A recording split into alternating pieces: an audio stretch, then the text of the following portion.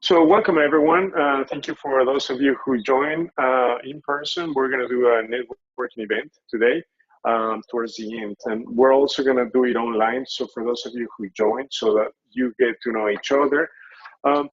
So I would like to, today's topic is starting from scratch to building a rental empire, wealth in real estate. So we're going to pretty much take you from the beginning till the end, the blueprint, what it takes to become successful in real estate.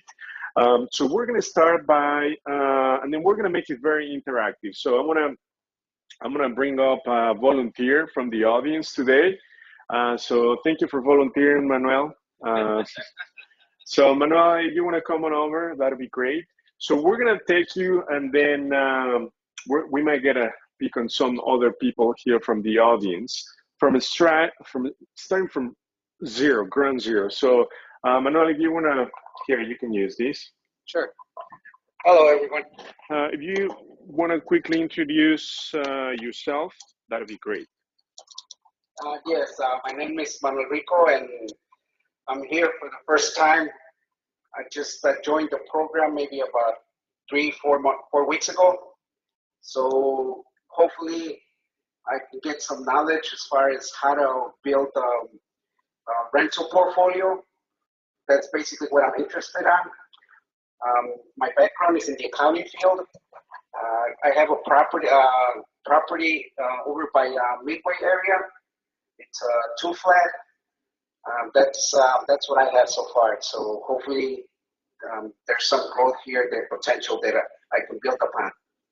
Okay, great. That sounds great, Manuel. So starting from scratch, what is it that you need, right? Somebody newbie, he's an accountant. So we're going to talk about some of the basic concepts that you all need to understand. So we're going to begin with understanding the mindset, okay? So you have two kinds of mindset in this world, two kinds of people. You either have the growth mindset or the fixed mindset. So what's the difference between them? So fixed mindset, it means that you think you're smart, and that's it. You don't do anything to grow your potential. So if it comes easy to you, you take on the challenge. But if it doesn't, you stop, you quit, and therefore you'll never succeed, right?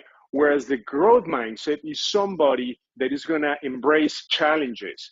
They're going to take on new problems. They're going to find criticism as positive to grow, to build. Okay, so Manuel, let me ask you this. Based on the description, do you think you have a fixed mindset or are you a growth mindset? Because to become an accountant, you need to be very smart, right? So tell me, do you believe you can grow, enhance, embrace change, challenge? Tell me about your experience. Well, let me just put it this way. Before real estate was always on my mind, but I was always family oriented, and I had 3 boys, so I was always in sport. They were always in sports, so that was my mind as far as going to their games and so on. So now, since they're growing, they don't need me as much as before. So now I'm trying to get my focus into the challenge of real estate. Okay, that sounds great. So are you willing to learn? Are you willing to put in the effort?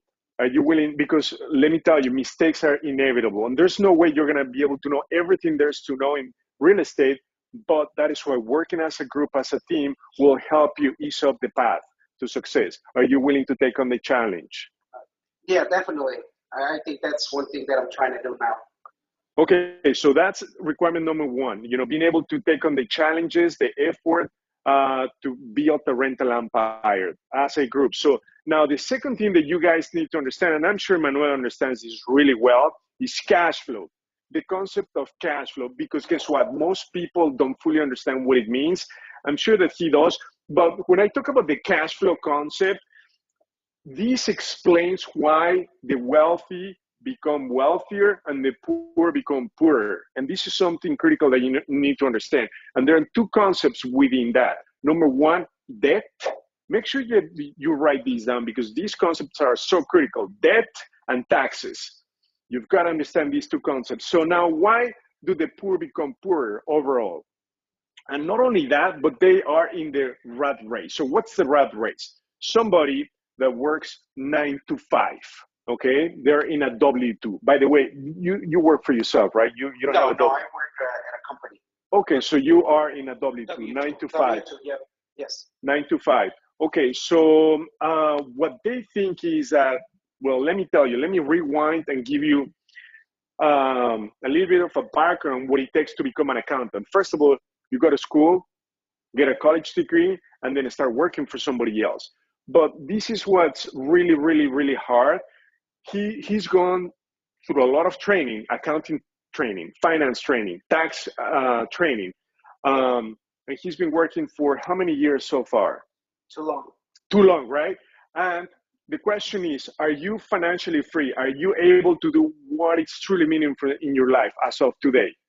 Not yet. Not yet. So we're going to make that change.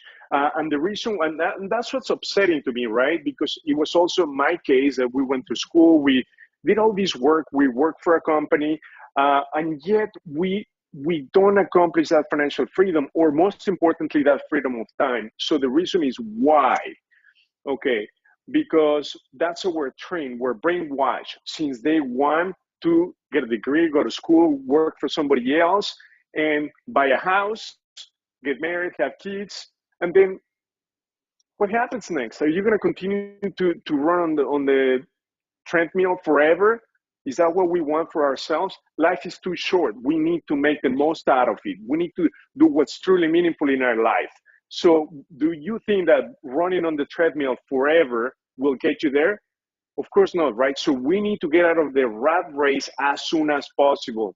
And not only that, but when you work for somebody else, when you have the W-2, two big issues there. Uncle Sam is going to tap into your income. So if Manuel makes 120,000, or let's say 100,000 a year, Uncle Sam is going to take a big chunk of it, 20 to 35% of it. Okay, is that fair? No, I don't think so.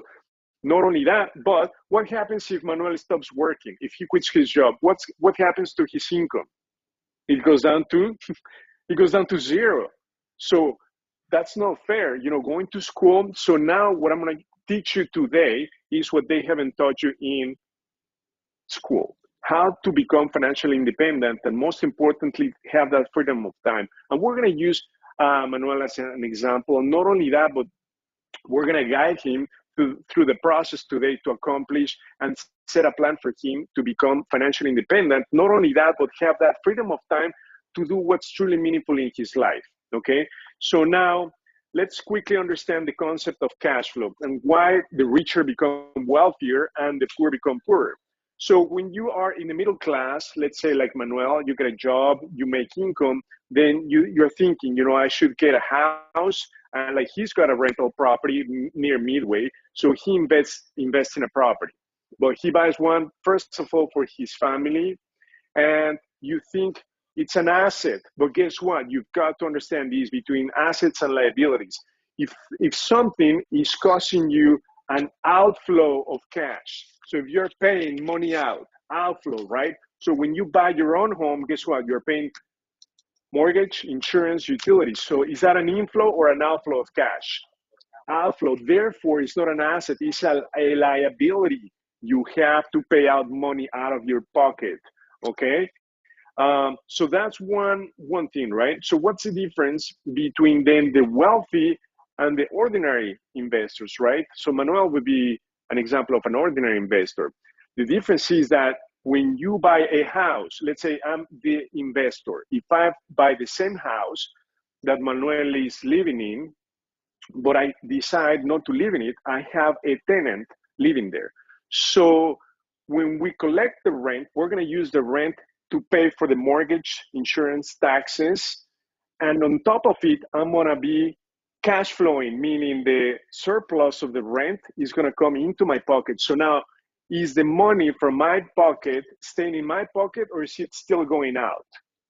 Staying in my pocket. And not only that, but I'm receiving extra what? Money into my pocket. Do you see the difference? So now that brings me into a very important concept that you have to understand. They call these the cash flow quadrant from Robert Kiyosaki. So there are 4 quadrants, okay?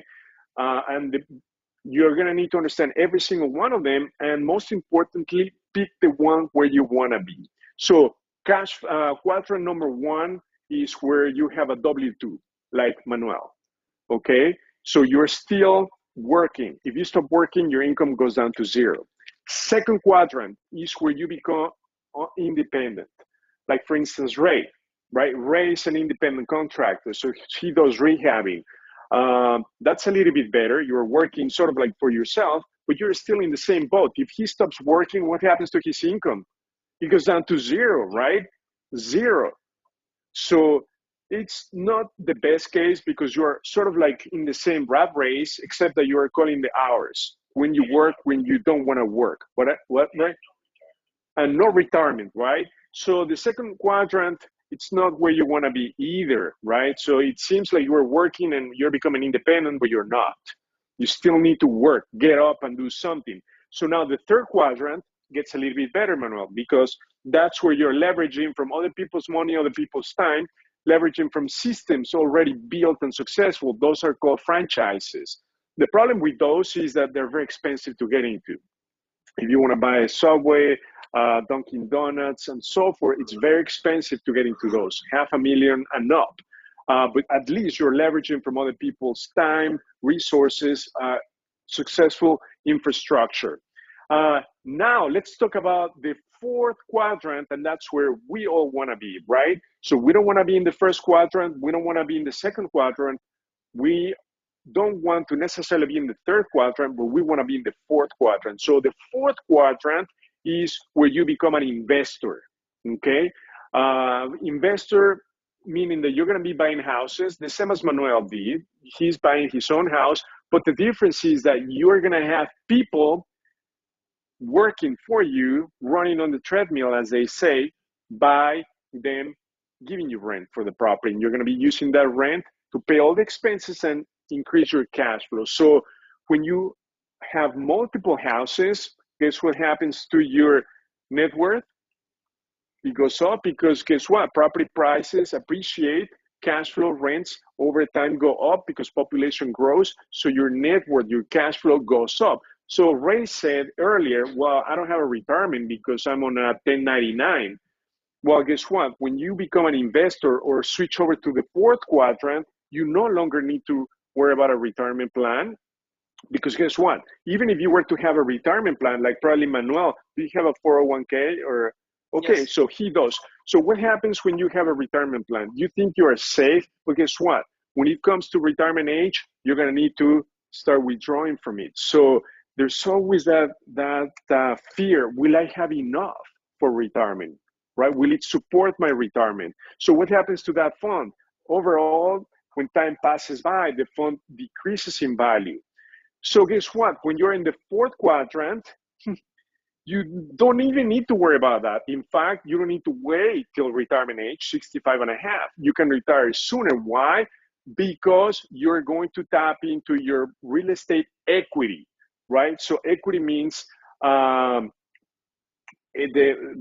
portion of the property that is free and clear. So over time, when you continue paying mortgage, your equity goes up, your net worth goes up. So will you ever have to worry about retirement? I mean, if you have multiple houses, and let's say, Manuel, how many kids do you have?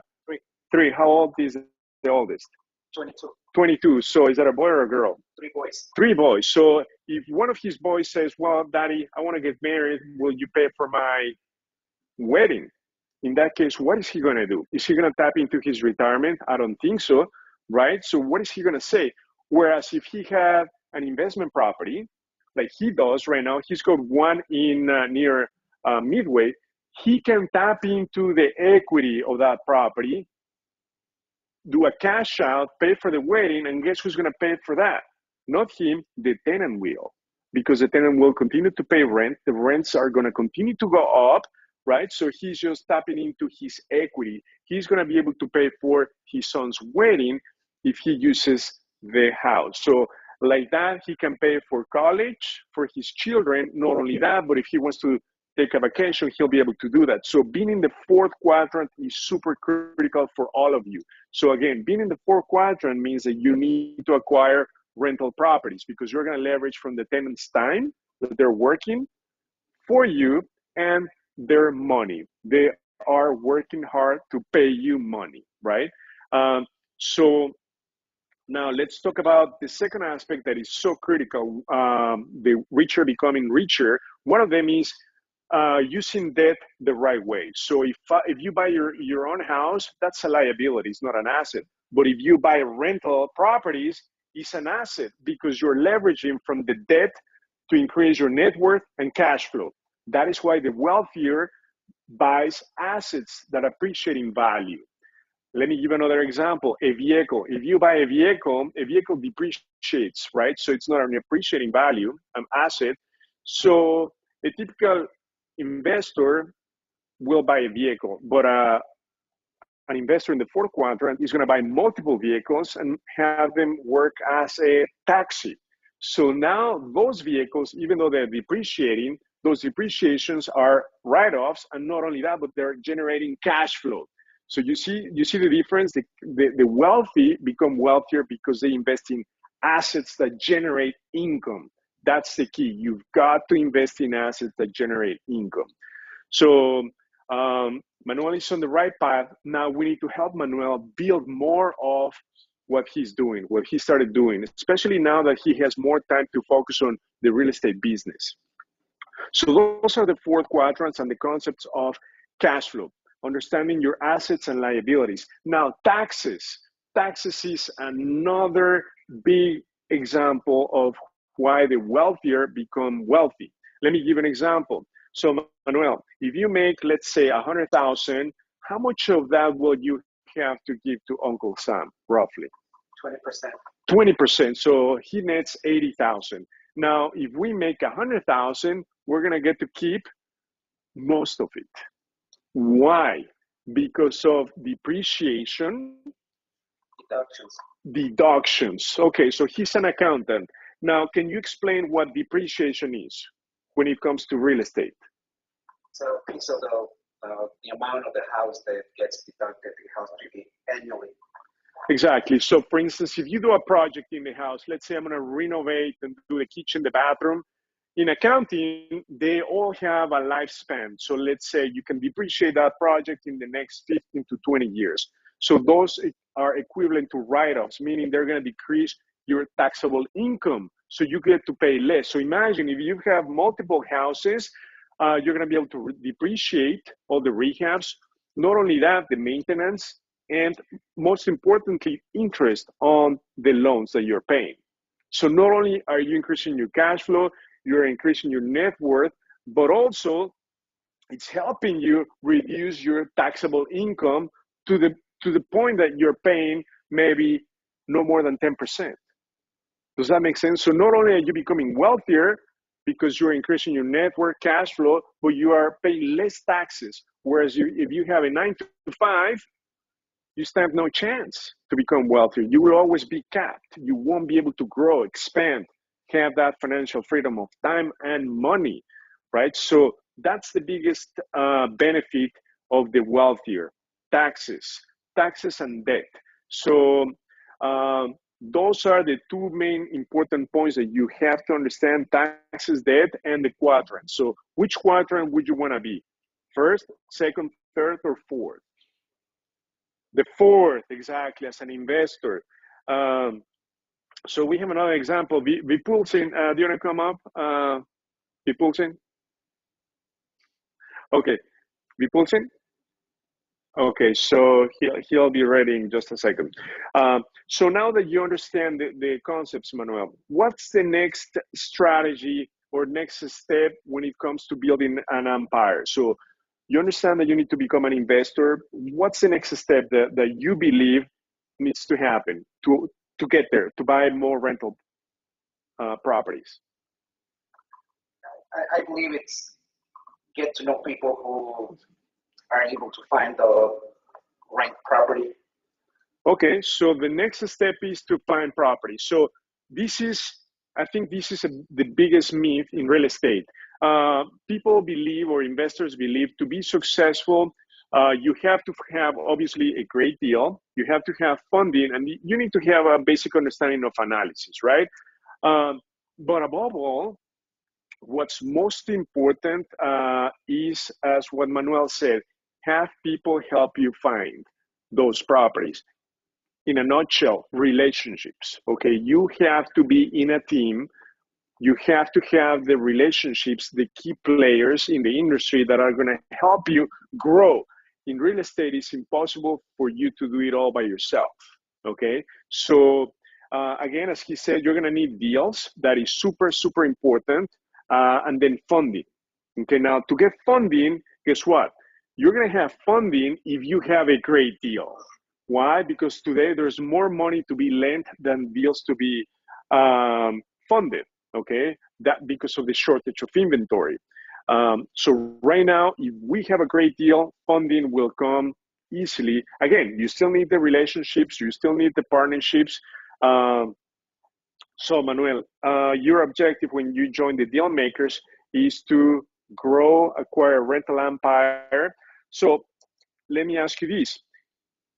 What steps have you taken since you joined in the last week or so as far as building relationships? And so right now, not much. As I said, this is my first meeting, and I'm trying to get as much knowledge as possible going forward. Okay, perfect. Thank you for being honest. So he said something very important. You do need to have knowledge, but guess what? It's impossible for all of you, including myself, to know it all. We're going to be learning as we go. So the best time for you to put into will be building relationships. In fact, that's what I've been doing in the last 2 years. I've been building relationships with key players that are critical for our success. Okay, so I want to make a mindset change, right? For you to not get hung up on the details, but to truly build relationships. Because through the meetups, deal makers, not only will you be able to find a potential business partner, but also a lifetime friendship. Okay, so please give Manuel a big round of applause for his participation. Thank you. Thank you. Thank you. Thank you. Vipulsi, do you want to come? So Vipulsi has also recently joined our group. So welcome, Vipulsi. So would you like to quickly introduce yourself to the group? Yeah, sure. Hi, my name is Vipulsi. I'm a father, husband, and son. I have a 9-to-5 job. I'm working in the technology industry, so very busy with the job. But I came across DealVault, and they made a program. The only thing I was lacking is like the team. I do not have much connection here, so it's good to be part of the group where everybody has the same mindset. Thank you, Vipulsi. So welcome to the group. Again, so Vipulsi, in real estate now we're switching over, right? So right now the same story, 9-to-5, W2. We want him to get out of that and move into the fourth quadrant to become an investor, build wealth. So now to be able to do that, you have to have the key resources to accomplish that. So now, what has been the challenge, even that you described in the WhatsApp group right now as a newbie? What's the challenge? Because Vipulsi, what does he have? What does he bring to the table? He doesn't have experience in real estate, but he does have the capital. He does have time. So what have been the challenges that you encounter? The first challenge was meeting the people, building a team. As we know, real estate is not like a one-person game. You need to have the people. You need to have the broker. You need to have the lawyer, CPA. You need to know the contractor. So yeah, I was kind of introvert person. I was working from home most of the time, I did not get a chance to meet up with the people. So yeah, I was looking for a group where I can collaborate and I can meet the people who have the same mindset and I can work with them. So I think that finding the trustful person who I can work with. So that was the missing piece for me. Yeah, perfect, Vipulsi. So one of the things that we've done, we collected the key players in the industry that is going to help you, from accountants, attorneys, but most importantly, rehabbers, right? So like Stanley here is with us. Stanley has done over, how many have you done over like 100 rehabs? Stanley, do you want to come up, Stanley? How many? About 75 to 100, and he's part of the group. So if there's somebody who knows about rehabbing, is Stanley. We have Roy Mines. So these are people that we all have to connect. These are key components in the real estate transaction. Okay, the rehab, because either they break you or make you. So now the next step, you mentioned in the chat that you wanted to get some funding, right? So let's talk about funding for now. What was the challenge that you faced when you talked to some of these lenders that we brought to the group? So I reached out to some of the contacts that you shared with me. So as I'm a newbie, all the lenders have the same question, like how many deals have you done so far? And I said one. And some of them are very straightforward and they said, no, we cannot lend to the newbie. So that was a deal breaker because sometimes when you have a deal and you have the issue with the funding. Even if some of them are ready with the higher interest rates, but finding the lender who give good conditions to the newbie was the challenge initially. And you know, guys, that's disheartening, right? Because think about this. He's got experience, he's got a group, he's got the key players, contact information.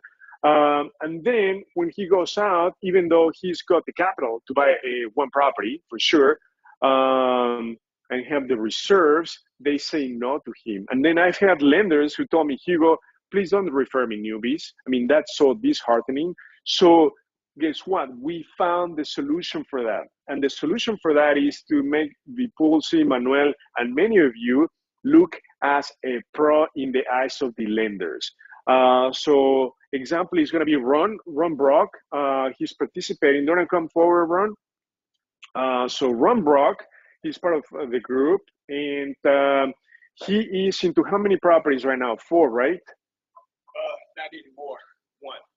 But we are. I just bought 1. No, I know, but we are adding you into 4 of our deals. Oh yeah. Yeah. So come on forward, Ron, so they can see you. You can stay here with Dllc. So Ron, can you quickly? Well, I'm going to tell you, Ron has done 1 deal lately in the last 24 months. So that was also one of his issues. He's not getting funding from lenders. So what we decided to do is the following.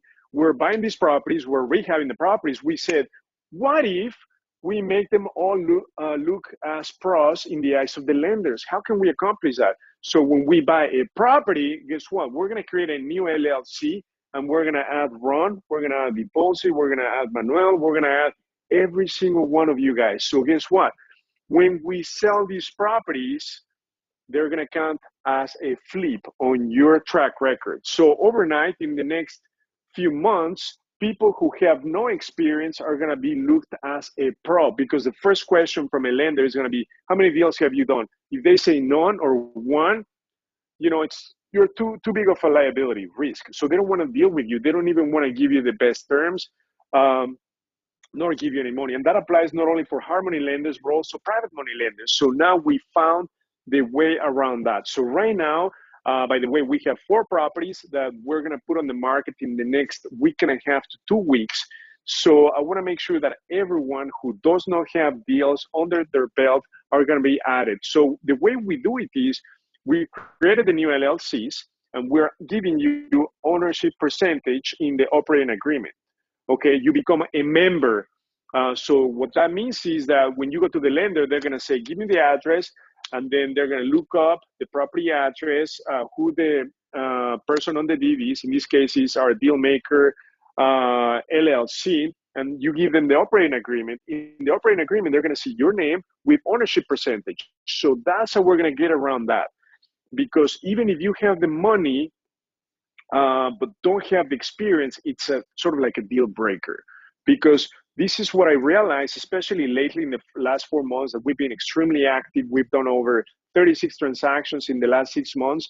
5 months is the fact that if you don't have experience, man, the lenders are going to wipe you out of your reserves. An example of that was Ernie.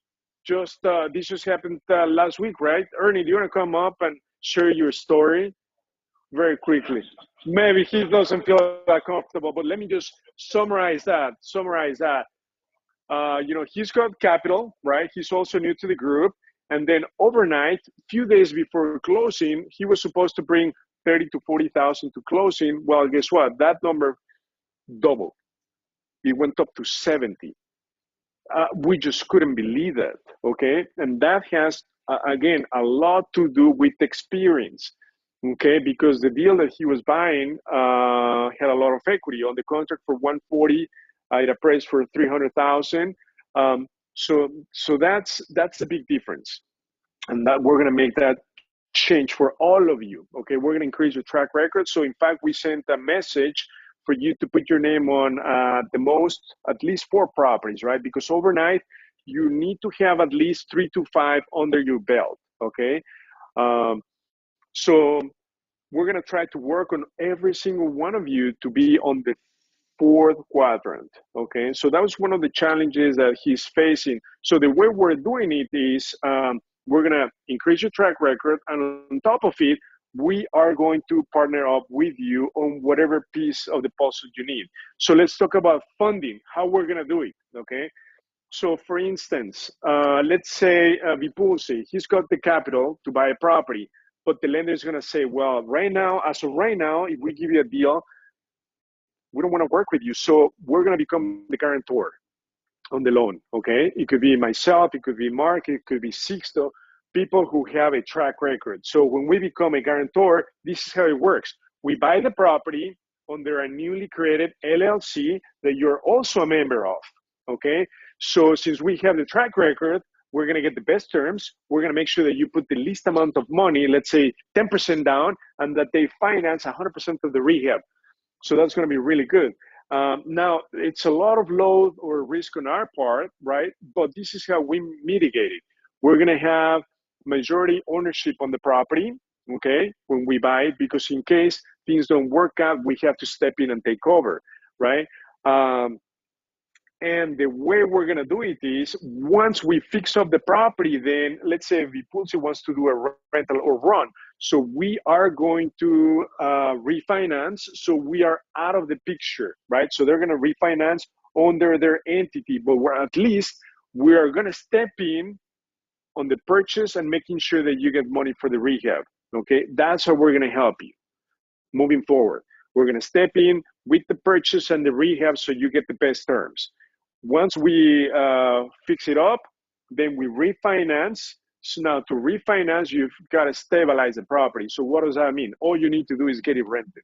Get it rented and provide a lease. So once you provide a lease to the lender, they're gonna change the loan from a fix and flip or short-term into a long-term loan. So when they do the refinance, we're gonna pretty much be out of the equation, and then you guys will have the property under your LLC.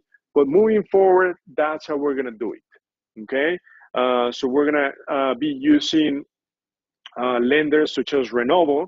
Renovo is very fast, very efficient. We're gonna be using Kiavi, okay? Sixto has been using Kiavi for quite some time, and it's proven very successful.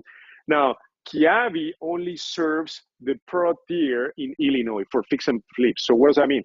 What Vipulsi say, they won't lend to newbies in Illinois, but we have a track record. We're gonna partner up with you, Sixto, myself, to use Kiavi. Kiavi is a nationwide lender. It used to be called home lending, okay? They can close extremely fast, like in as little as 2 weeks, and they can also do virtual appraisals. So, or they call them desktop or drive-through appraisals. So that's proven to be very, very successful. So that's how we're gonna be working and helping you guys moving forward.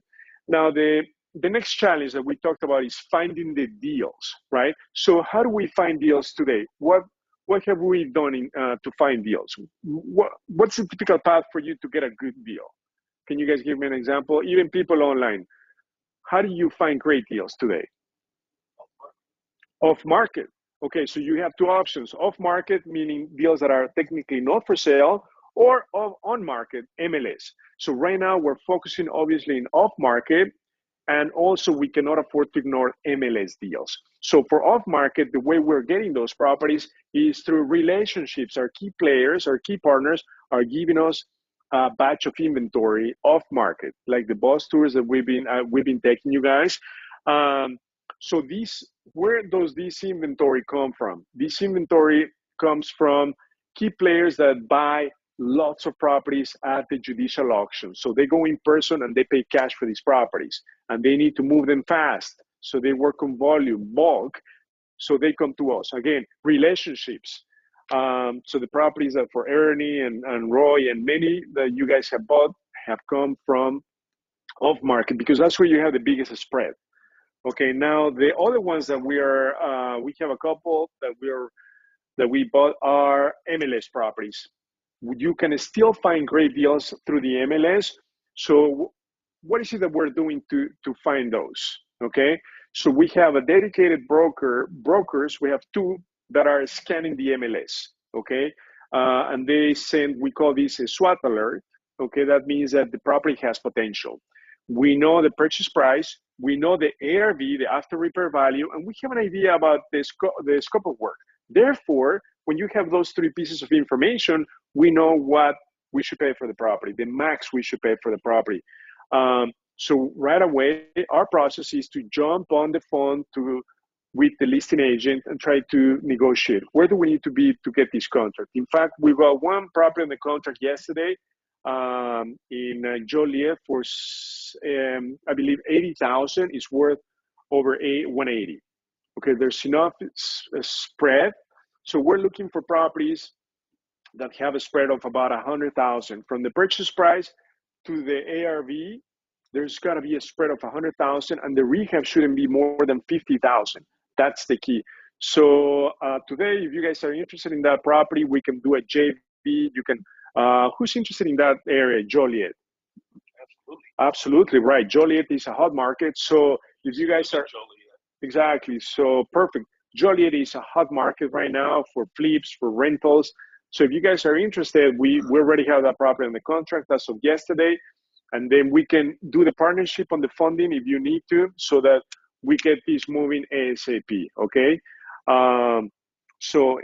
that's one option to take on MLS and off-market deals. Okay, so now our commitment is to bring the deals to you guys, because it is very competitive out there, right? Because of the shortage of inventory, right? And not only that, you do need to have expertise when reaching out to sellers, right? If they are under distress, financial distress, in pre-foreclosure, probate. But this is where we leverage from our relationships. In fact, Rich, he's part of the group, Rich Joseph, him and I went to see a property yesterday in Little Village. So hopefully we can get that property on the contract for maybe 175. That is worth close to 300,000, and it needs very little work. It's in great shape. It's a 2-flat. So again, we'll work as a group to make deals happen. That's now the name of the game, working as a group, doing JVs. It's super critical to do JVs. In the past, we've done maybe 1 or 2 flips simultaneously. Right now, we have like 6 at the same time. And that is possible through partnerships, okay? Again, we are adding you into our operating agreement. And the cool part about that is that we get to leverage from your time as well. So like, for instance, Jessica, who is on the line, has been very, very helpful going out to all these properties to set up alarm systems, talking to the village in regards of the permit status, utilities, and so forth. So that's the power of working as a group, okay? That we can do multiple deals, and most importantly, make them successful. You maximize your return and minimize your risk, and that's so critical in real estate. As they say, I'd rather get 25% of something than 100% of nothing, right? And something that we're gonna be engaging a lot is in wholesaling, okay? So if the numbers make sense, but it's not the right property for you, it doesn't mean that you need to leave money on the table. We're going to engage in wholesaling. So for that, how do we accomplish that? Russell Walker works for our brokerage, so he's going to be helping us with wholesaling properties. So if you come across a property that you think has potential, if we don't buy it, let's wholesale the property and let's all make money on it. So wholesaling means that we're going to find an end buyer that takes over the contract. So we're assigning the right of the contract to somebody else for a fee, for a finder's fee, okay? So like right now, maybe 2-3 weeks ago, I got a phone call from Jacob, our partner from Shadow Inventory. He said, hey, Hugo, there's a great deal. my client backed out. Are you interested? You need to buy cash in the next 2 days. I called Michelle from Dealmakers. Michelle, are you interested? We ended up buying the property. Right now, we're trying to wholesale it. I believe Russell got an offer, a contract yesterday for it, for about 165, somewhere in that range. So we bought it for 115. Again, that property, we didn't want to take on the project because it requires about $100,000 in rehab. Okay, so it's in Brighton Park. It's a great neighborhood, but the question is, are we in the business of construction or investing, right? The money is not in the construction business. You have to be in and out, okay, in and out as quickly as possible so that you can make your return. So that is why that's a perfect candidate for a wholesale deal. So yeah, Ron, so we're looking forward to helping you build your rental empire right now. Tell us, you're free now because Yes. you tell us more about your time frame. My time frame is because I have a full-time job and I'm on a lot of projects throughout Illinois. And so things have slowed down, and I text and called Hugo in regards to looking at some properties and stuff. So I have money,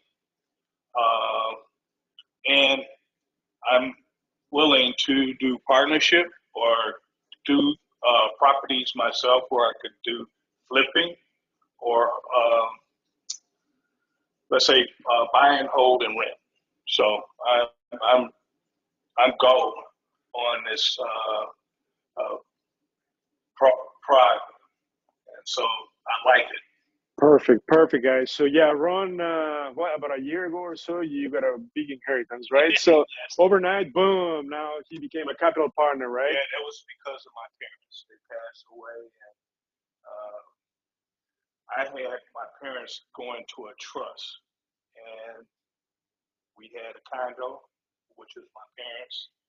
They did 50-50% between my sister and I, and then plus they had many banks where they had a lot of money, and that went 50-50. So I pressed helping with my sister too, but I'm looking to, that's why I wound up buying Oakland house, because my sister has the condo in Chicago, and I got my new property, and I'm ready to go. Perfect. That's a beautiful property, by the way, in Oakland. So, okay, so please, and then,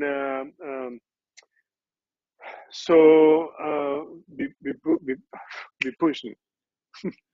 Yeah, trouble pronouncing your name, but so now as you see, he's got capital. Vipushni, Ron has capital, and soon Ray Steve, probably by next week, they will also become capital partners. Okay, so pay attention, guys. As I'm saying, bringing people, they do have capital. Paresh in the back, right? So we're doing a deal right now as we speak. We'll be completing the rehab next week, right? So the rehab is taking about 3 weeks in Calumet City. Another capital partner, I've known him for a couple of years. So there's more money today, friends, than deals to be funded. So now we got a deal in Joliet. Let's take advantage. Capital partners everywhere you look around, right? So let's make things happen. Again, we're going to partner up with you if you decide to use a Harmony lender so that you get the best terms, right? But in the meantime, we're going to build your track record. So in the next 3 to 4 months, you should be looked as a pro-seasoned investor in the eyes of the lenders, Harmony lenders, and that applies to private money lenders as well. So talking about private money lenders, so please give Vipusni and Ron a big round of applause. Thank you, guys. Paresh, you want to come up front? So Paresh and I are doing a deal in Calumet City. So Paresh, can you just give us a quick introduction? It's coming over. So just about yourself and what you're doing, how we met. I met Hugo nearly like 3-4 years ago. Yes. Yeah. and we did a few deals together. Actually, I'm investing in real estate since 2008. I was a broker and I started doing for myself because I was not getting any properties. So I thought, let me be a broker so I can get more properties from MLS. So I become a broker. I'm getting a property, but then I stopped because by yourself you cannot go up to. You can go up to a certain level. After that, you don't have resources to do investment and all, so you cannot. So now we are going in JV, so that helps to grow even faster. Exactly. So thank you, Bray. So the way we met, and not only that, but he is in pretty much three quadrants. We talk about four quadrants, right? So W2, right? That's quadrant number one. And then you have the 1099. So you're an independent contractor, quadrant number two. Quadrant number three, you own a franchise. And number four, you are an investor. So he's pretty much in like three quadrants. He's got a W2, right? You have a full-time job, but he is also an investor. He owns multi-unit. Is that a Six Flags? And not only that, but he also used to own the ice cream place, Baskin Robbins franchise, right? So that's a perfect example, right? So he does have capital, he's got experience, but he's moving towards the investment quadrant. So for him to grow, since he doesn't have much time, what can he do? He can do partnerships. So that's how we're gonna help grow his investment career. Now, how do we structure the partnership? Can you explain like what's the typical way of structuring the partnership? Well, Can you put it up? Yeah. There are many ways. It depends how much you are investing in that, what you are investing. You are investing resources, or you are bringing your JV, general contractor JC. So depends what you are bringing to the deal. It depends on that. Right. So in this case, the way we structure the deal is we brought the deal, and then we said, hey, Paresh, would you like to partner up? We do a JV. So he's going to bring the purchase and the rehab money, right? So we're going to not only purchase the property with that money, but also rehab it. And then we're going to put it on the market, and then we're going to split the profits. That's a typical JV, okay? So this is how you can do it with a private money lender, right? Now, this is the key. When you split profits, meaning that he's got equity partnership in the deal, then you don't have to pay interest on the money, okay? So typically when you borrow money from a private money lender, you're gonna pay them a couple of points, like 10, 12% interest rate, and it's a short-term loan, right? So when you do a JV, that's the difference. You don't pay interest on the money, but you're gonna split the profit, right? Could be 50-50, 60-40, the way you wanna do it. So that's the main difference. Although, if you take too long on the project, then you will pay interest on the money because it's their money, right? So you cannot sit and use their money forever, right? So I told Paresh, we're gonna finish the rehab in 3 weeks. The third week is gonna be next week. By the way, sorry, you went to the property and I gave him the wrong lockbox. So sorry, Paresh. So because the reason why is we always have the same lockbox, but when we hire third-party contractors, we change it. So I talked to the GC and we changed it. So I gave him the old code, but I gave you the new one, right? So we can go check it out. So thank you, Paresh. Please give Paresh a big round of applause. So now, Paresh, as an investor, how can we help people like Paresh?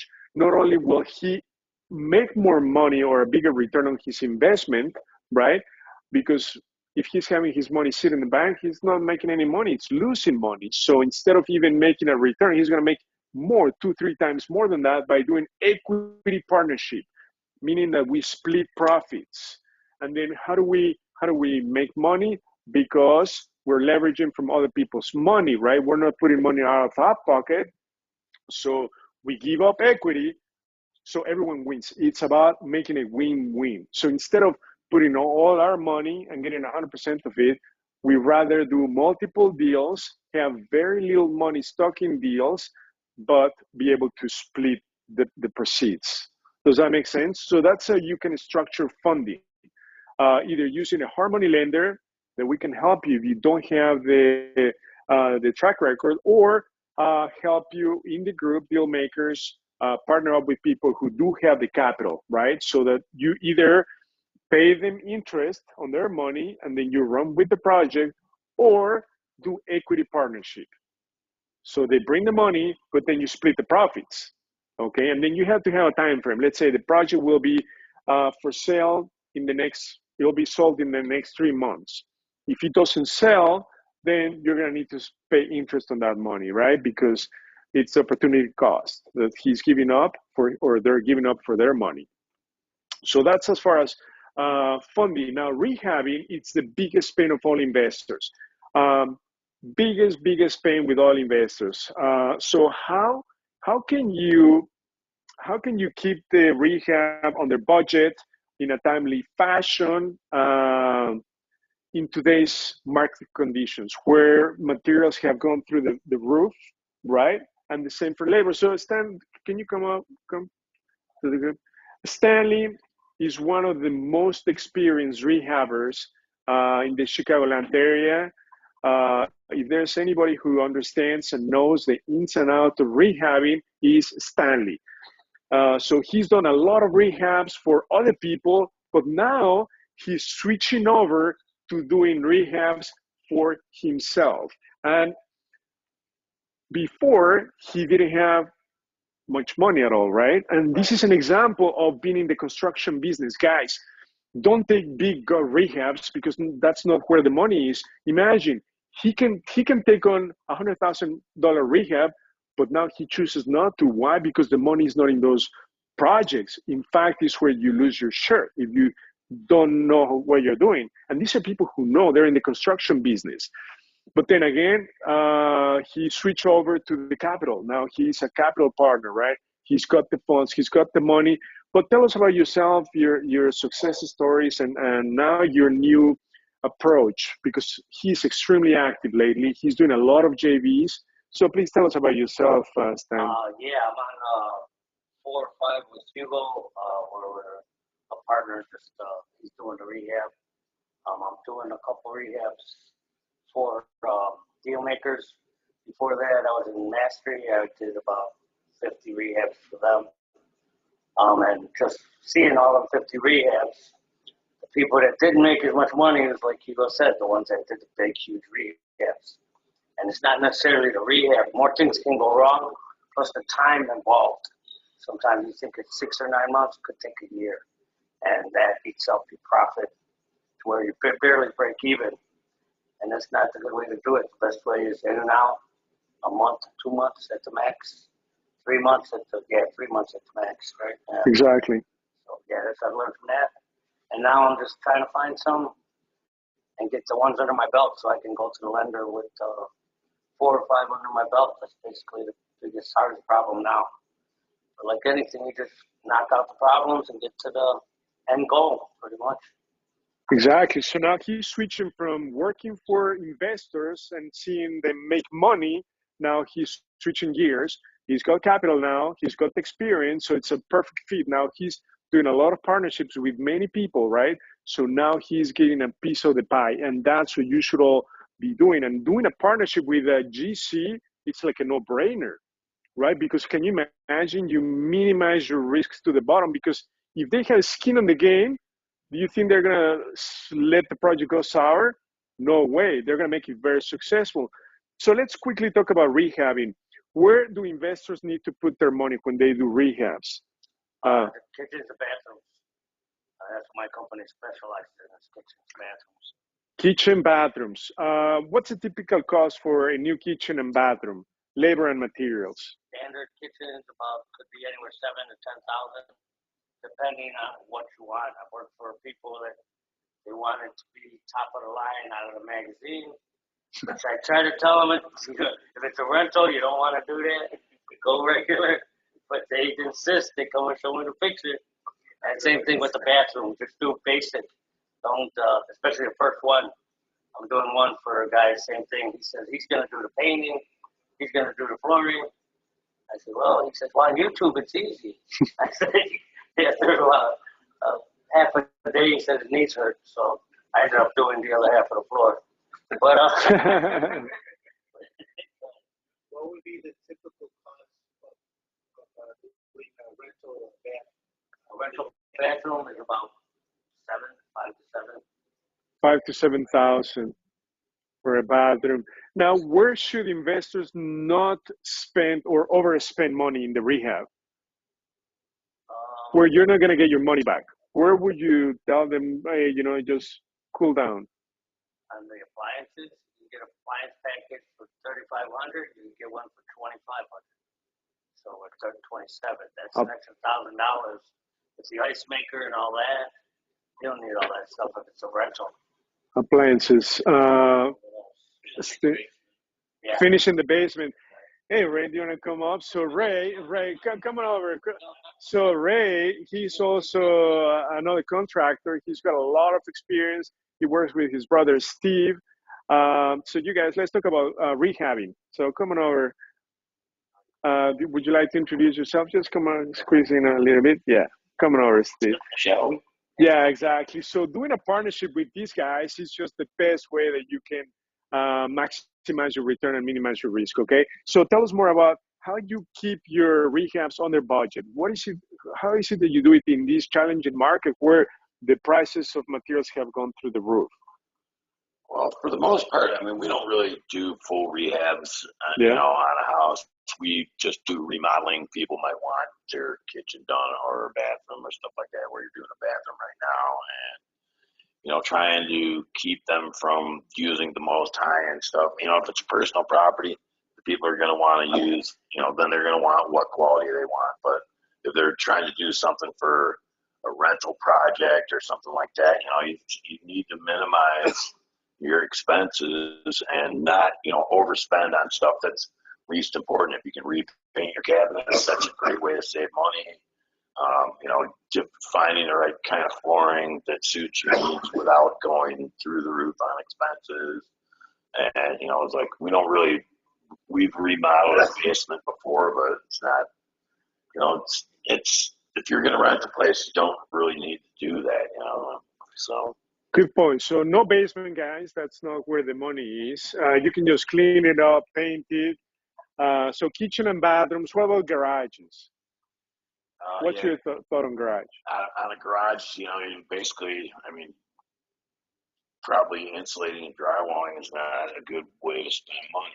Exactly. Because you want to make sure your roof is structurally sound and, make sure that the gutters are good in the siding so it won't leak water.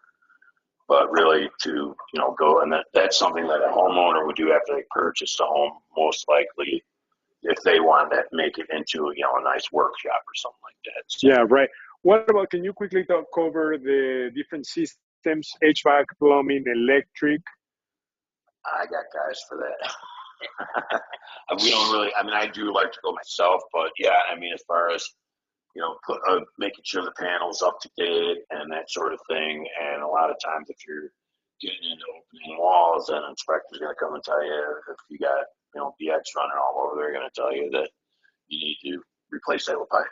And, that's one of the biggest things there. And as far as plumbing goes, same thing. We mostly do outside the wall stuff. We don't, we get somebody to come in if we need like new valve in the shower and that kind of stuff. We will get a plumber to come in. We could probably do it, but I don't like risking sweat and pipe myself because I don't do it all the time. So, right. Then we have somebody that has experience come and do it. And, fixture wise, you can find anything from, cheap to expensive. So on a rental, once again, you're trying to, get something that's pretty, but not, Kohler top end pretty.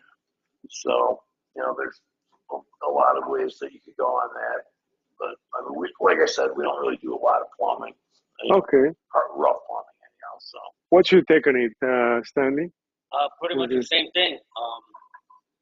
I do rough plumbing and both, but a lot of towns require you to have a licensed plumber. So I just left one, and I asked him if he wants me to put the toilet in. Well, he went to be his own general contractor, went to the town. They said, you need a licensed plumber to put in a toilet, to put in a faucet. To change the shut-off valve all outside of the wall. And they can say what they want, but in reality, if that valve or shut-off or that toilet was already installed, they can't say nothing. But they're going to try and tell you, permit for that to charge more money. Absolutely. And I've been doing this 25 years, so I, say, oh, that toilet was there already, but you hire a licensed plumber, he's going to charge you now a price. I just called one, he said, yes, $250. I put it in for $150. You save $100 there. I mean, minor stuff, not major in the wall stuff. I would charge you $100 a piece for 3. Yeah. Damn, I better up the price. Yeah, that's good. But same thing with electric. He wants one of the boxes that the electrician put in moved over 4 inches. If he calls the electrician again, it's probably about $400. $200 because it's on the other side of the stud. I'll do it for half the price. But that's the difference. But the town technically requires to do anything. You need a permit and a license, whatever it is. That's about it. The little stuff most contractors can handle. Right. So it's super important. They were talking about permits. It's very critical, guys. When you start a project, you need to start with the right foot with the village, because if they find out that you're doing a lot of big rehab without permits, they're going to have a feast. They're going to put a stop order. They're going to fine you. They're going to give you nightmares. Okay. So always pull permits. You're going to need permits for a dumpster, electric, plumbing, HVAC, windows, fences, roof, garage, concrete, driveways, okay, windows, porches, decks, and that's just a way for the village to make sure that everything that is done is up to code. Also, it's a revenue stream for the village. Every village is different, right? And then as Stanley said, you may need, if you're going to do like rough plumbing and rough electric means that you're taking, like the foundation of that system out and replacing that. So example, like the BX or the flexible cable to the pipe, the hard pipe for electric, for plumbing, if you're going to replace, let's say, from galvanized to copper piping, that's just a big system change that requires rough inspection, finish inspection. But again, when you're working with the contractors, the right contractors is so critical. And that's part of the key of the group, right? That we share all contractors. Something that is important is to control the materials, right? So we as investors like to pay for materials because we use credit for it, and then we pay, let's say via Zelle or cash for labor. Super important. We don't like to mix them because then it becomes too expensive as far as paying them for both materials and labor cash, right? So we want to use our credit card and control their materials and then just pay cash to contractors. Okay, that's super important. Those villages aren't going to make it any easier on you if you try to cheat on the permits when next time you go back in that area.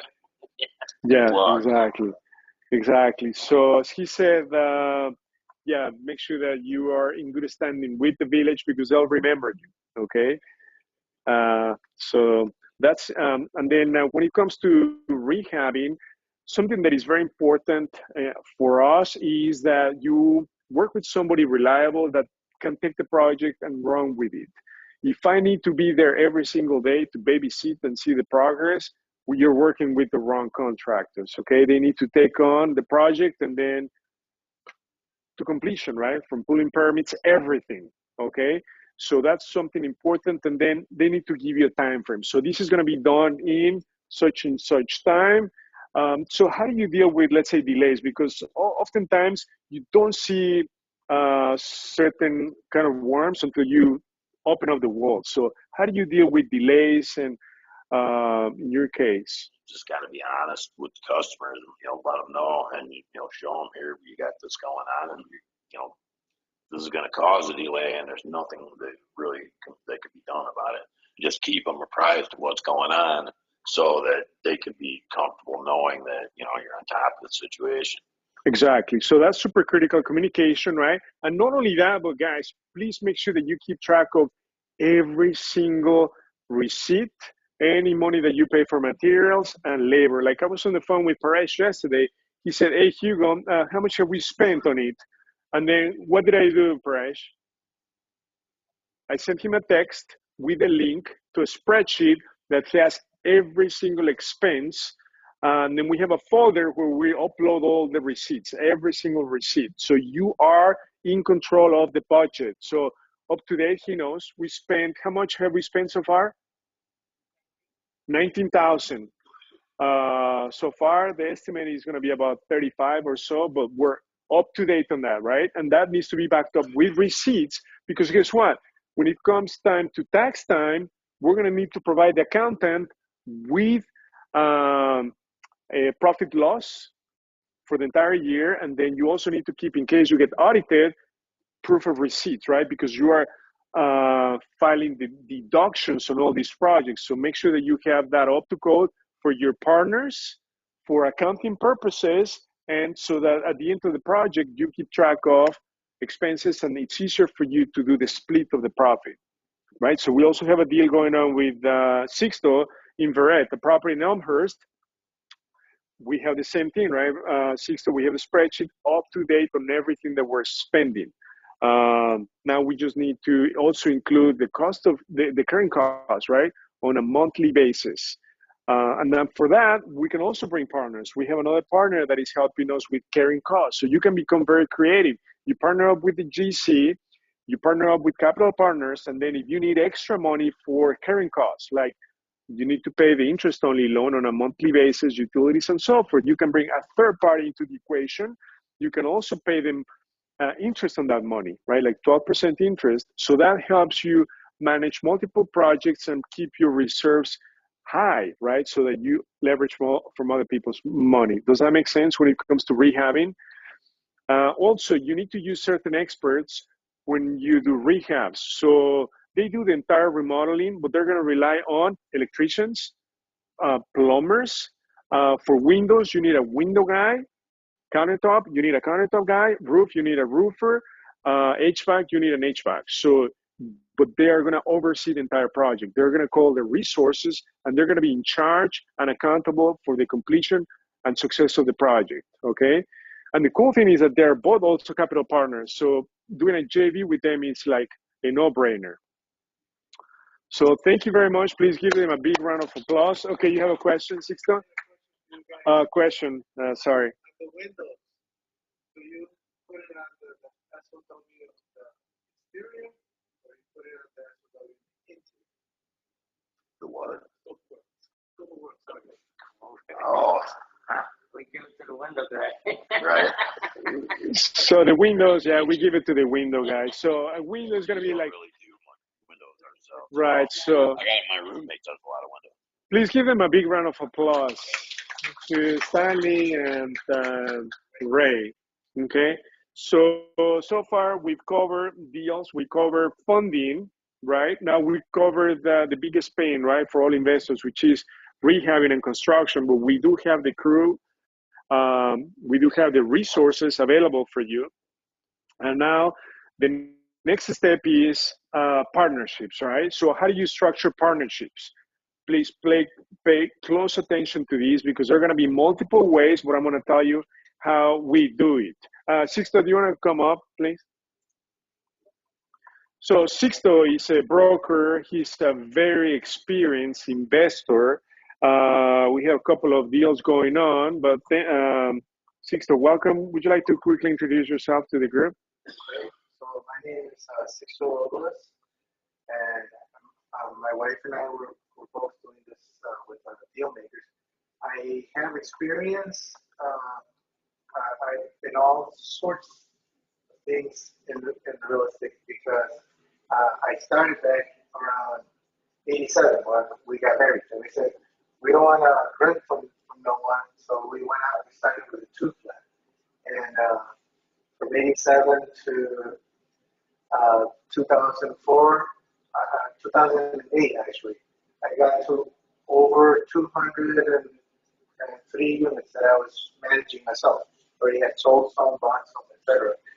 So that's sort of like experience that I've had. So one of the things I learned, and I tell people now, and Uber does the same thing, is don't manage yourself because that's going to keep you from going. But as far as partnerships, it was always always something that got away from me, because when I did try to do a partnership with a friend, of mine, and we're pretty young, so the father tells the other guy, cada media es su zapato, which means, every size of their shoe, you do the stuff yourself. Don't partners, they aren't thinking. But that would have been a pretty good deal on Division and Hamlin, a 10 unit for 100,000, and all we needed was 5,000 each. But it never happened.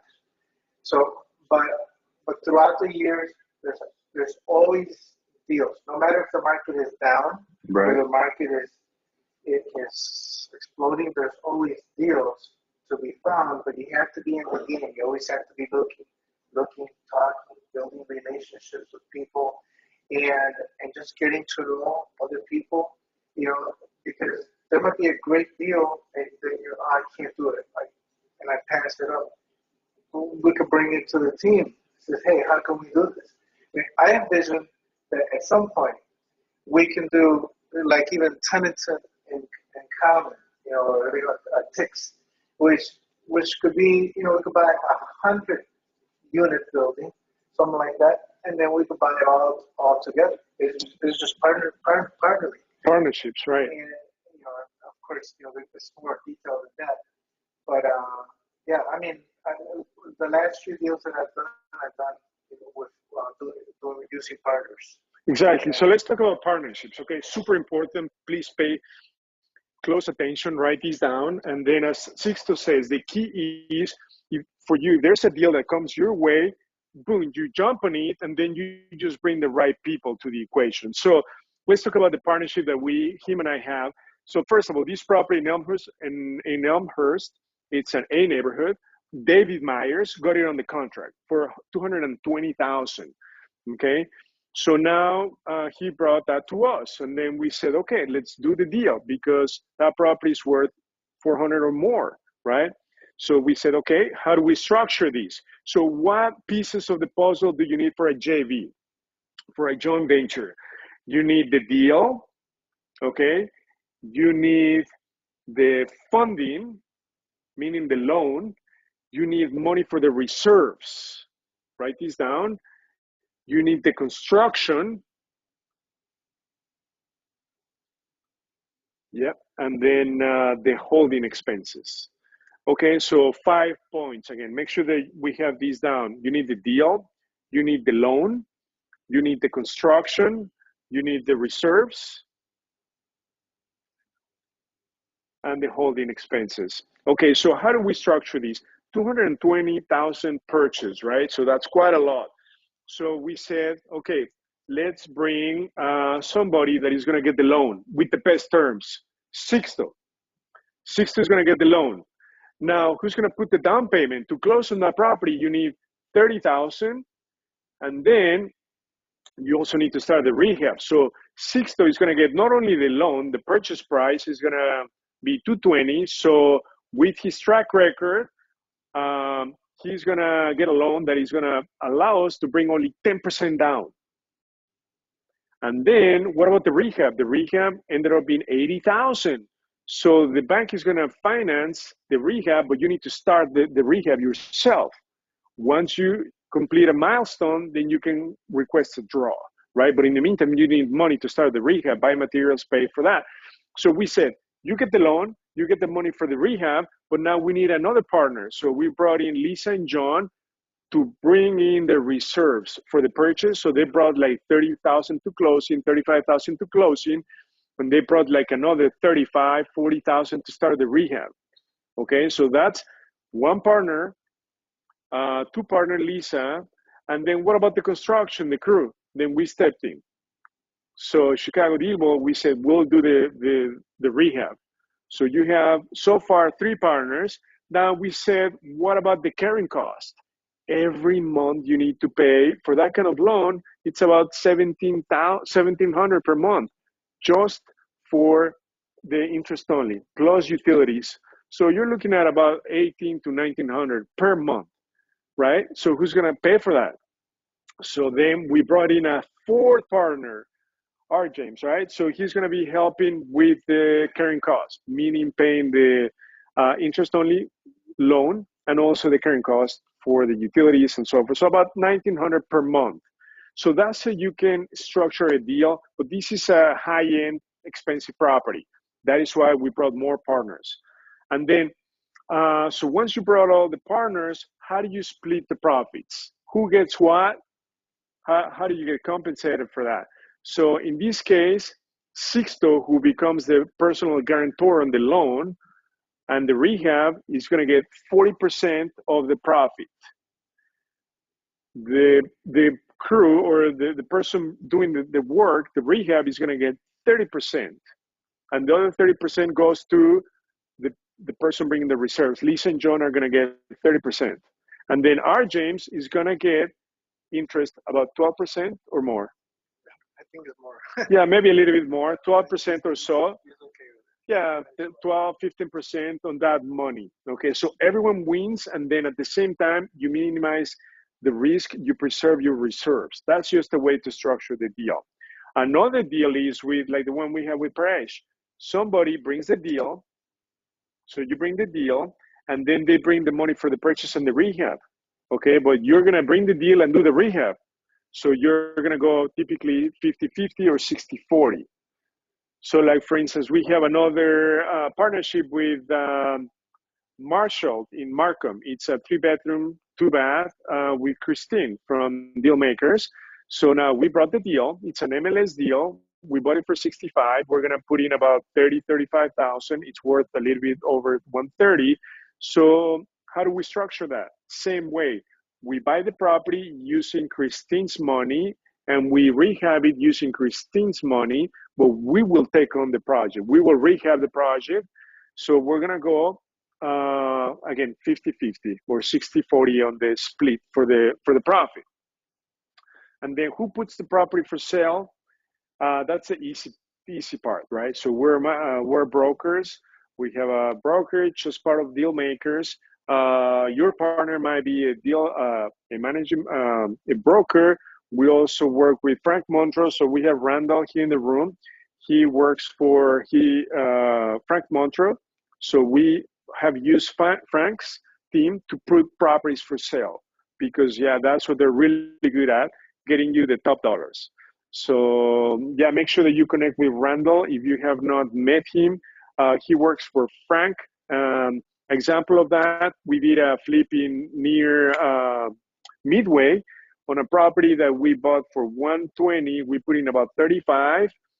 ARV was like 220, 230. I told Frank, I'm going to put it, if I was to put it, I would put it for 230. And Frank said, let me run with it. He put it on the market for 250. Miss Christine, welcome. I was just talking about you on our deal on Marshall. So Frank said, no, Hugo, we're going to list it for 250. I was like, whoa, he sold it in like 3 weeks for about 230. So when you work with the top people, then you're going to guarantee that you're going to make your money 2-3 times more. So working with the key players is critical. So that's another example, right? Whoever sells a property, you need to make sure that they understand the market to get you the top dollars. So we're talking about, whoa, sorry guys, here, okay. So I was talking, Miss Christine, we have a deal with her in Markham. So the 3-bedroom, 2-bath, she's a capital partner, and then we're gonna split the profit. So that's an example of partnerships. Let me think of another creative one. So when you do the partnership, you either do equity partnership or you borrow the money and then pay 12%, 2 points up front, and it's a short-term loan. So you have the option to do either way. Which one is better? They're both good. Okay, they're both good. I like to do equity partnerships. Okay, but you could do either one. You can borrow the money or do equity partnerships. So equity partnerships are probably more incentivizing to capital partners. So Ms. Christine, do you have a minute to come and share your experience as to what would be your preference? Whether would you rather do an equity partnership or let's say lend money with a return? What would you say would be more appealing to you?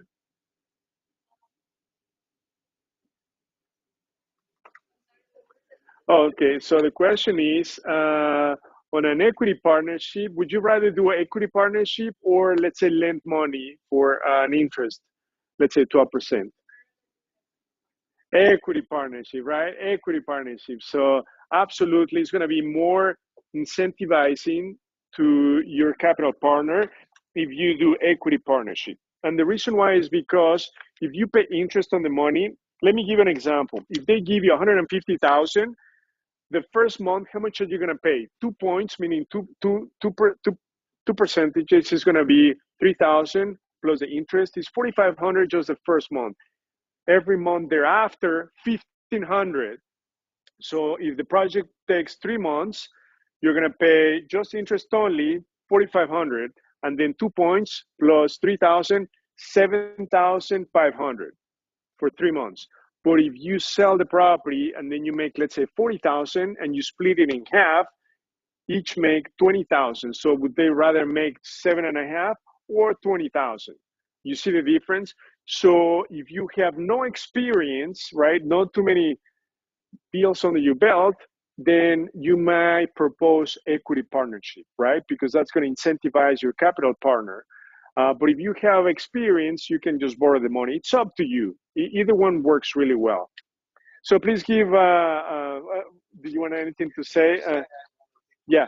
So doing the partnerships with the way that Hugo was saying earlier, like doing a JV and then doing the LLC will work out great because I mean it'll give you that track record that you need also. Okay, thank you. Thank you, Sixto. Please give Sixto a big round of applause. So he's just saying, for those of you online, building the track record by us, creating a new LLC and adding you guys onto it is going to make you look as a pro in the eyes of the lenders. That's super critical. But again, in the meantime, we're going to step in and help you get the loan. We're going to become the guarantors. Okay. Now, how much will that cost? Let's say you as an investor, if we step in to help you get the loan. Example, if the purchase is 100,000 and the rehab is 50, all in is 150,000. So for us to become the guarantor, we're going to charge 5% of that amount. So 5% of 150,000 is 7,500. Okay. So that's to be paid at closing. And we can have that built in as part of the loan, sort of like an assignment. We can do it in a creative way, but that is just a way to help you guys get the best terms. So you're going to get that money 2-3 times fold, okay, in the process. But that's how we're going to move forward, helping you get the loan. And then we become partners. We have a skin on the game. Therefore, we're going to make sure that the deal is vetted, that is successful, right? So that the key players are part of the deal. So that's partnerships, guys. And then the next step is to repeat, right? The process, repeat. That's the key. So we're just the same cycle. And the more you do, the easier it becomes. The more relationships you build, the easier it becomes for everyone and the more money everyone makes. Does this all make sense for everyone? What we're trying to do and how we're doing it? Okay, so are there any questions online? I have a question, Hugo. Yes, Veronica, go ahead. My question is, when talking about partnerships, how can a partnership be structured with a buy and hold? Okay, great question. How will the partnership be structured in a buy and hold? So the structures that we talked about apply to fix and flip. So you're in and out. Because think about this. Would you want to have a long-term partnership with somebody on a rental? It's like getting married to somebody else. You better know them really well. So doing JVs on a flip, it's like dating somebody. You're in and out fairly quickly. So that's a big difference. So you've got to be very careful. All the JVs mostly apply 2 flips. But if you want to, how would you structure a JV on a rental? So on a rental, the way to do it is you want your partner to help you on the purchase and the rehab. That's it. And then you want to buy them out so that you get to keep the property under your entity. So the way to do it is to do the JV, as I described earlier, on the purchase and the rehab. So let's assume that, Veronica, you and I are going to partner on a property. We help you get the loan and the funding for the rehab for a 5%. So on 150,000, 7.5. So we are going to create a new LLC. We're going to own majority of the property. Why? Because our name, our personal record and track record is on the line, right? So we cannot let you own the property, because if you mess up, then everything comes to us. So we'll make sure that we have full control of the property, that we can step in, take over. And then once we purchase the property, let's say we get the terms, the best terms, Veronica is going to bring the reserves, if she has the reserves. If she doesn't have the reserves, she's going to bring another partner that has the reserves, right? And then we do the rehab. Once we do the rehab on the property, we need to stabilize the property, meaning we need to get it rented. Once we have a lease, then we can refinance, meaning that we turn that short-term loan into a long-term loan. So when we do the refinance, it's when we are out of the equation. The newly created entity we have gets dissolved, and then you get it under, let's say, Veronica's LLC, okay, when doing that. So when you do the refinance is when you're going to pay off your capital partner. If you have somebody bring the reserves, we get paid at closing when we buy the property. Again, 5%, and then you get to keep the property for the long run, for the long term. So my suggestion is that if you're going to partner up with somebody on a rental, it's just for the initial phase of the project, but not on the long term, because life changes. You may want to sell the property, and if you have a partner, then you need to buy them out, you need to refinance. It gets really messy. So keep rentals under your entity or your significant other's LLC, okay? So that's my suggestions. Does that answer your question, Veronica? Yes, it does. Thank you. No problem. Are there any other questions on partnerships? Yes, I have one. Okay, another one.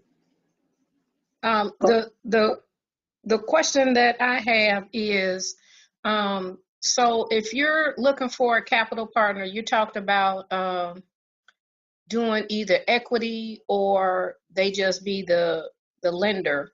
What are, or I say, the benefits of either one? So if they're an equity partner, they only get money on the back end when it's time to sell the property and no payments are made monthly, or do they still get their monthly interest payments? How does that work? Okay, so the question is, how does the equity partner work? What's their role in it, and how do they make money? So equity partners always bring, that are capital partners. So they have equity stake on the deal. So they always bring the money up front for the purchase and the rehab, okay? So they become sort of like the lenders for the purchase and give you the money for the rehab up front, okay? Now, you have two options. Either you give them equity partnership or interest on their money. If you give them equity partnership, they're not collecting interest on their money, okay? They're not collecting points, nothing, but they're gonna get a split of the profit when the property gets sold. That's how they're gonna make their money.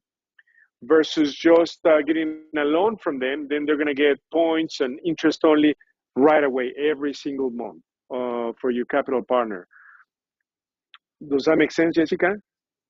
Yeah, so what would, in the instance of being an equity partner, what would be their percentage? How would you figure out their percentage? Okay, so if there are equity partners, they're going to get either 60 or 40% of the deal. That's how it works. So they get either 60 or 50%. So let's assume that you buy it for 100, you rehab it for 50, and you sell it for 200. So the profit is going to be about 40,000. So that 40,000 gets split 50-50 or 60-40. They may get 60, you may get 40, or vice versa. You may get 60, they may get 40. But either way, it works, right? I mean, it's just a win-win for both, because then you have no money stuck into the property. The key is that you do need to make sure that the project gets completed in a timely manner. Let's say anywhere between 3 to 6 months. If it goes beyond that, then they will need to get interest on their money. Okay, thank you. Any other questions? Yes. Yes, Bo. I was Oh, wondering. there's a question on the line. Hold on a second. There's a Can you tell question me in what the chat. what is it, Jessica? Can you read the question on the chat? It says, what can you do to offset the income from these partnerships since you'll owe taxes on that income? How can you offset the income? Oh, okay. How can you offset the income? Say In that a again. partnership. Okay. In a How can you partnership. offset the income from the partnerships since you'll owe taxes on that income? So I guess what they're How can saying you? is, taxes have to be paid. So how do you offset? Okay, so taxes have to be paid. So we have an accountant here in as part of the group, Manuel. How do you offset the income so that you don't pay taxes? So very simple. Let me give you an example. So let's say the property was bought under our entity, and we made 40,000, and we're going to split the profit 50-50. So I need to pay out 20,000. So I'm going to give them a 1099.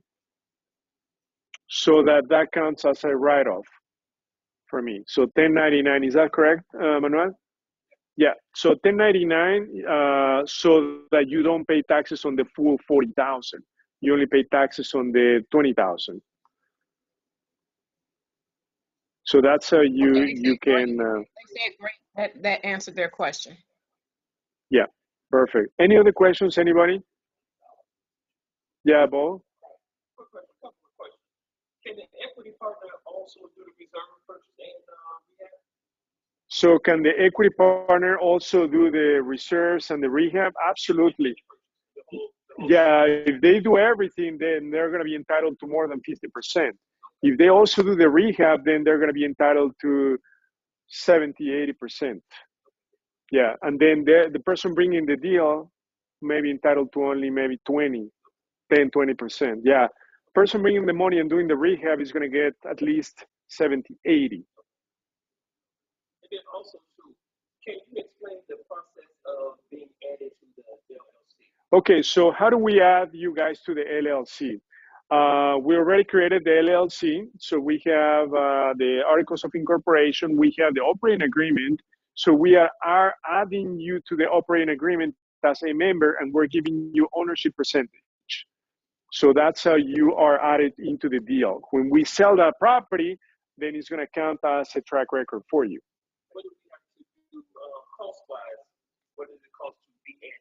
Oh, so $1,000 for deal makers to be added to any property. So we have 4 properties. So if you are not added into at least 4 properties, let us know right away, because we're going to put at least 4 properties on the market by the next in the next 2 weeks. So that's gonna help you increase your track record like right away. So 4 properties at least you need to be added. Yes, right, Steve?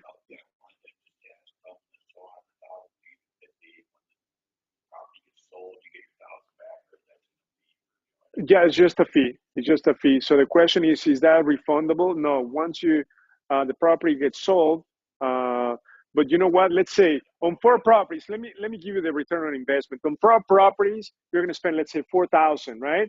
But can you imagine the savings when you buy your next property? So instead of putting down 30%, you're going to put 10%. So instead of bringing to the table 60, 70,000, you're going to bring 30,000. So you put 44,000 here, and you're going to be saving like 20,000 in the next deal. Does that make sense? Not only that, but the interest rate you're going to get is lower. Yeah. Yeah. So also,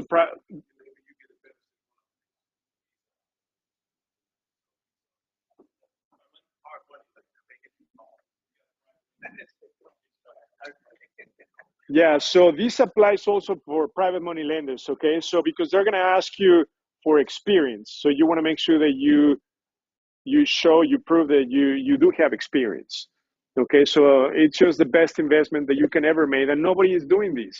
So that's unique. Any other questions on the line or here? Manuel, you had a question. You mentioned earlier on the projects that you're really working different on, there are different partnerships, and you said rehab. You said we are doing the rehab. Yes. We. Oh, we like ChicagoDealVault. We have crews. We have crews doing rehabs, right? So we've done over 40 rehabs. So we have the connections. Yeah, so we can take on any project, but we choose to take medium projects, light to medium. We don't like the go rehabs, even though we could do them. It's just too risky, too time consuming. It's not where the money is. You need to be in and out as soon as possible. Yeah. So, Ray, Steve? Yeah, there's some more track record properties right now are coming out, right? Yeah, so right now we have at least 4, and there are going to be more coming up. Yeah, so you need to have at least 5 under your belt, at least, and then you're going to be at the pro level. So you have 3, you need to have at least 5.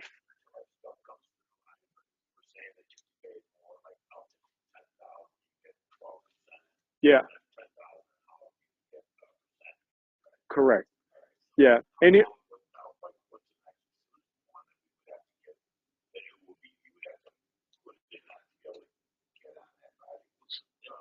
How many are you in right now? 3. So we should be able to add you on to probably at least 1 or 2 more. Yeah. So Manuel, you need to be added, I believe, right? So Manuel, Dipuns need, yeah, many of you still need to be added. So we'll make sure that we have you. Next week will be like, because we're going to put these properties on the market like very, very soon. Yeah. So on some of them we completed, like the Marshall that we have with Christine, we've completed 95 of the rehab. We're just waiting for the village permits. As soon as we get the permit, we finish the 5% in 2 days, and then boom, it goes on the market. So it could happen anytime. Okay, great. So guys, again, we want to help you. Let's just quickly recap. We want to help you become successful really, really fast by providing the deals, helping you line up funding, increase your track record, and most importantly, work as a group on partnerships. Okay, that's going to be so critical for you to do multiple deals and to bring the missing pieces of the puzzle on every transaction that you may not have, so that you are able to take multiple deals at the same time. So again, you need to increase your track record. Come see me so that or send an email to support if you're online, so that we can add you to at least 4 to 5 properties. That's going to be step number 1.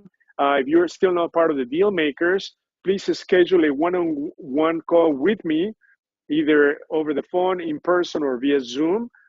So Phil, please, on the line, can you put the link to schedule a one-on-one with me? That's going to be the next step. And for those of you who are here, let's please network. Ernie brought some drinks, so thank you, Ernie. And then please connect with Randall. Randall is from Frank Montro's team. So right now, you guys can connect with Randall as well, because Frank also has some off-market inventory. They can help you sell a property. So it's a great connection to have, right? It's one of the top brokerage in the South suburbs and throughout. So make sure that you connect with Randall. So thank you everyone for joining. And then I look forward to connecting with all of you today. Again, Phil, please post the link to schedule a one-on-one with me. And then also please resend the form to increase your track record via the chat. Phil, are you still on the line?